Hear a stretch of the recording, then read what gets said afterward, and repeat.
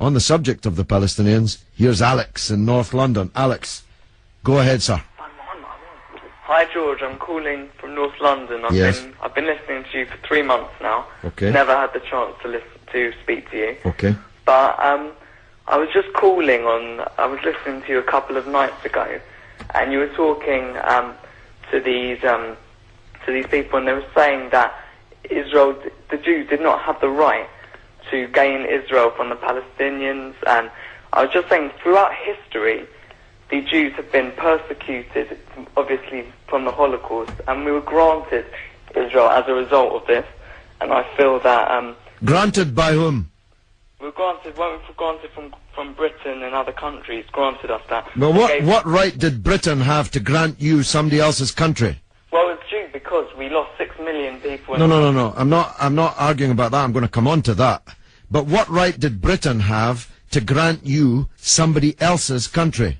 We had the right because we lost 6 million people and we did not have a home. Well, yeah, I'm going to ask you for a third time. What right did Britain have to grant you somebody else's country? Well, they didn't. Well, they were giving us the right because it was they were basically gave us because of the. But they gave you somebody else's country. That's the point I'm making, Alex. Can you deal with it? Yeah, but the Jews have also had to. They've dealt with this throughout history. Well, Alex, I don't know if you came on with a script and you can't deviate from it. Can you please answer that point? And we'll come to the Holocaust and who was responsible for it and who should have paid and what they should have paid for it.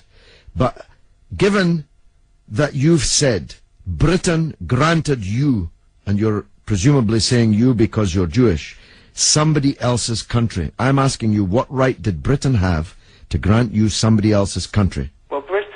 Britain, you could say they didn't have a right, but they came in and dealt with us and with the Jews having lost all these lives, and they basically granted us this land. Okay. Well, I see I'm getting nowhere on this, Alex, so let me deal with your overarching point. Maybe you're just not equipped to deal with the principal point that I have made.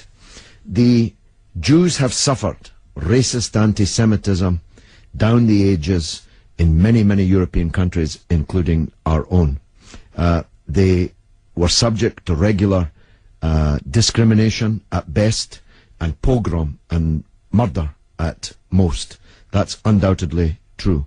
The one place in the entire world that Jews were neither discriminated against nor subject to pogrom was the Muslim world. In fact, so much was that the case that when Christianity came back to power in Spain, in Andalusia, in the western extent of the Islamic Empire, when the Muslims left, the Jews left with them because they feared the Christian anti-Semitism which would be unleashed in the wake of the departure of the Islamic civilization in the West.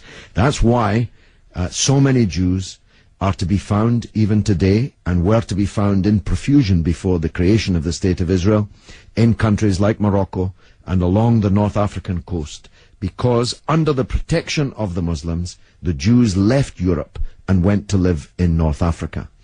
The Palestine that was wiped off the map when Britain granted you somebody else's country had Jews living side by side with Christians and Muslims for century upon century without the slightest trace of discrimination or violence or pogrom. So, what's happened is that Christian anti-Semitism in Europe, which massacred 6 million Jews in the greatest crime in human history, was paid for not by the Christian countries of Europe that either practiced or turned a blind eye to that anti-Semitism, but was paid by the very people who were completely innocent of that Holocaust, who had never persecuted the Jews, who had never pogromed the Jews. And that seems to me to add insult to the injury suffered by a people whose country was wiped off the map, who were dispersed into exile, to make way for a Zionist idea which was granted to European Jews, because these were the first settlers, granted to European Jews by Britain. And as you have singularly failed, 4 times I asked you, to acknowledge that Britain had no right to give away somebody else's country, one country given to a second people, the land that actually belonged to a third people, it seems to me an all-round injustice, don't you think, Alex?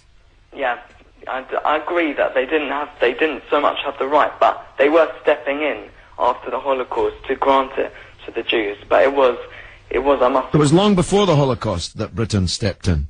Britain stepped in 1917 with the Balfour Declaration made by the British Minister Balfour on our behalf to a group of atheistic Zionist Jews. I make the point about atheism because it's now claimed that this is some biblical land right, as if God was an estate agent. The men to whom Israel was promised were atheistic Jews. They were not only not speaking for all Jews, they represented at that time in 1917 a tiny proportion of the world's Jews. Most of the world's Jews supported communist or socialist parties and ideas at that time. The Zionists represented a tiny sliver of Jewish opinion at that time. Yet Balfour promised them the land which belonged to a third people, without consulting either the British or the world's Jews, and least of all, consulting the Palestinians. Okay, well, thanks very much for talking. Okay, Alex, thanks for listening, my friend.